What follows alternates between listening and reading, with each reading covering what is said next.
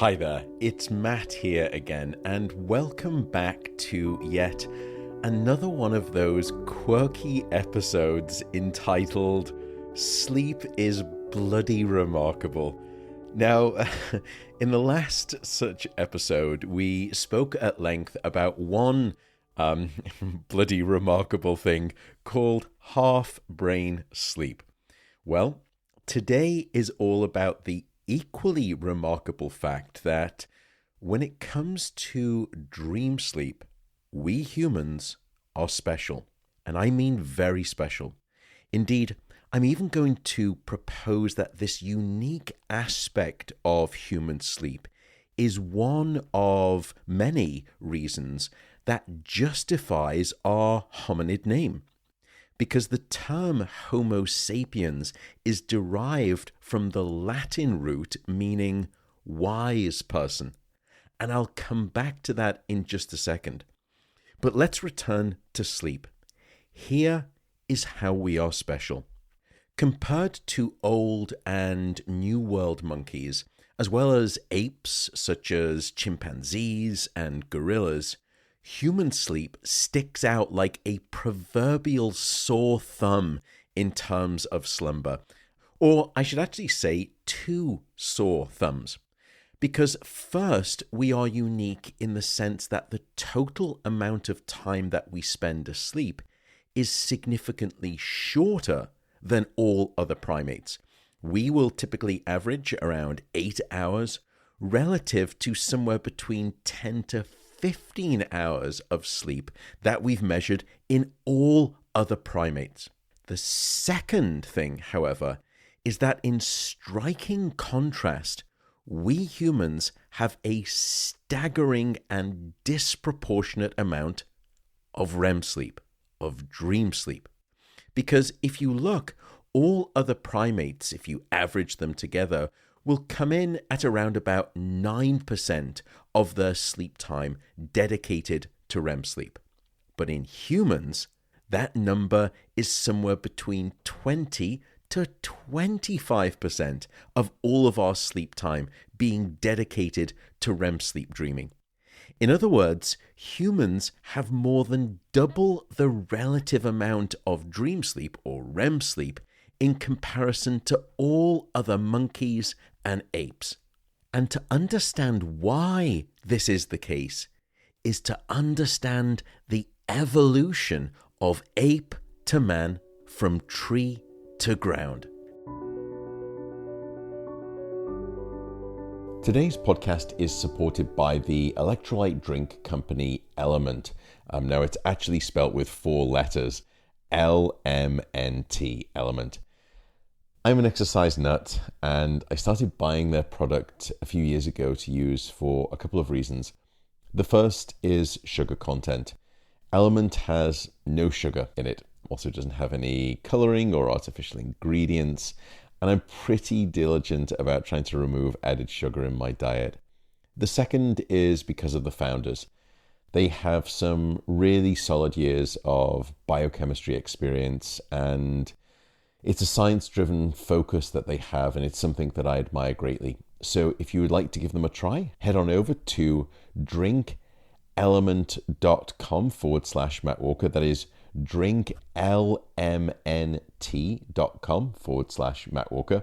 And you'll get 8 free sample packs with your order. So once again, that's drinkelement.com/Matt Walker. The other sponsor of today's podcast is the athletic clothing apparel company called Vuori. Now, by the way, that is spelled Vuori. And I was gifted a pair of their athletic pants quite a few years ago, probably 3 years ago. And I've continued to buy their products since that for a number of reasons. First, it's very clearly high quality clothing, and when you put it on, you think, okay, this is high quality. The second is that I try to be as kind as I can to this thing that we call planet Earth. And I try to live as best I can in terms of my lifestyle and my buying choices to reflect those values. And Vuori fits this commitment as they offset their carbon footprint completely. And I mean 100%, including the use of sustainable materials and avoiding harmful plastics. So if you like the sound of them, you can head over to vuori.com/Matt Walker. That is VUORI.com/Matt Walker. And you will get 20% off your purchase.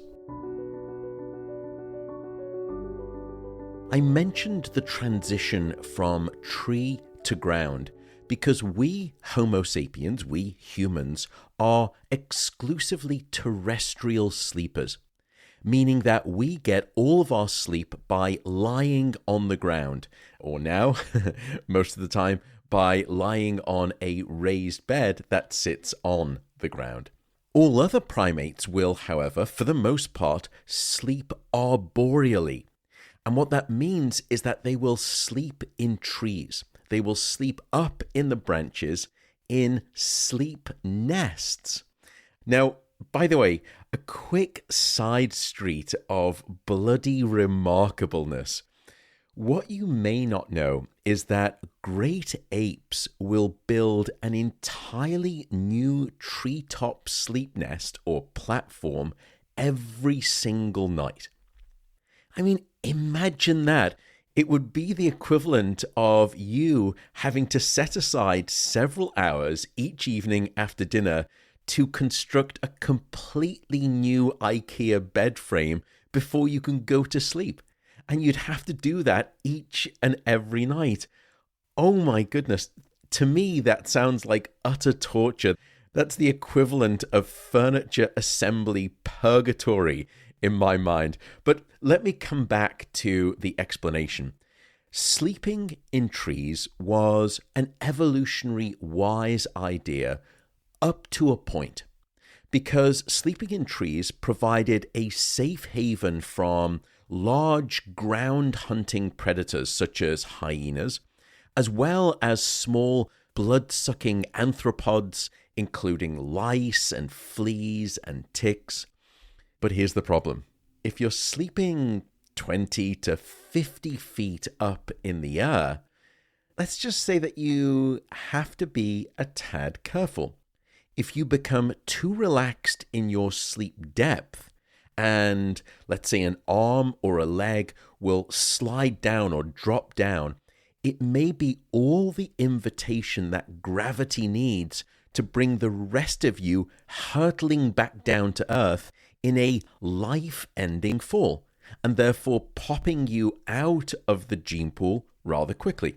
This concern, this problem is especially true for the stage of REM sleep.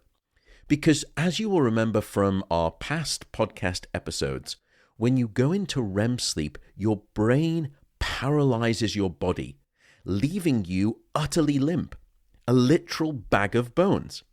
And it was this danger, the danger of sleeping high up in the trees, that put a limit, that put a constraint on the amount of time that our primate forebears could gravitationally stay in this dangerous state of REM sleep paralysis. And this is where Homo erectus enters our story. Homo erectus was the predecessor of us, Homo sapiens. And Homo erectus was the first obligate biped, meaning that they could walk freely upright on two legs rather than lumbering along on their hands and feet. And we believe that it was Homo erectus that was the first dedicated ground sleeper.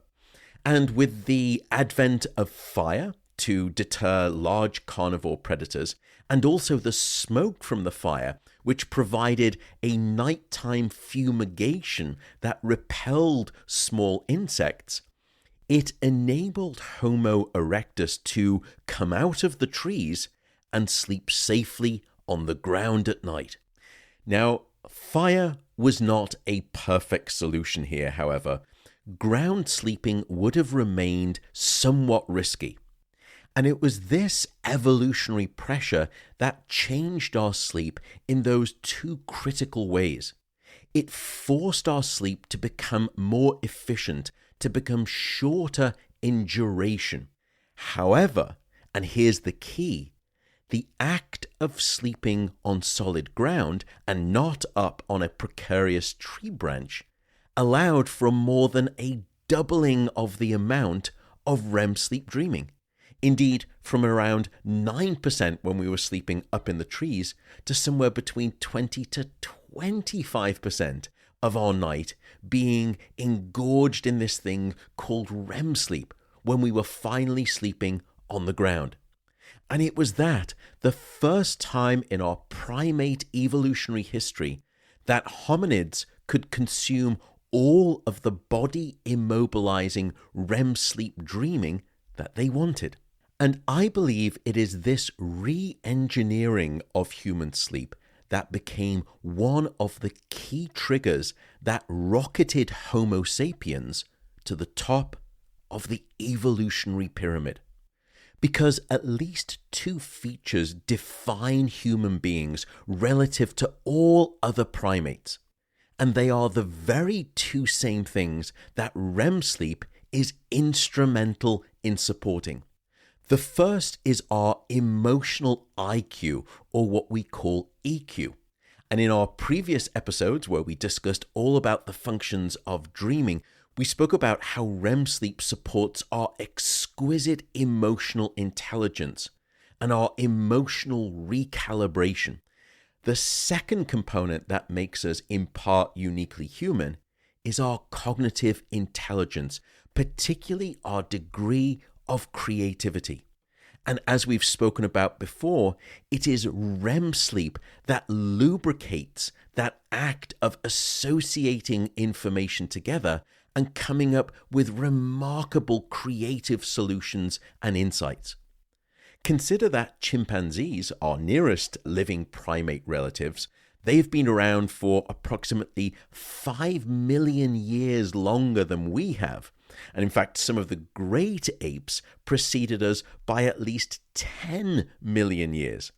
Yet despite eons of opportunity time, neither of those species has visited the moon or created computers or even developed vaccines. Humbly, we humans have.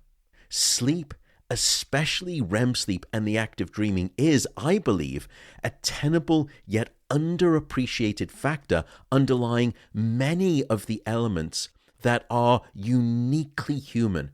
Our socio-emotional intelligence, our ingenuity, our accomplishments. Simply put, we sleep, therefore we are. My goodness, sleep really is bloody remarkable, don't you think? Good night, take care, and I'll see you in the next episode.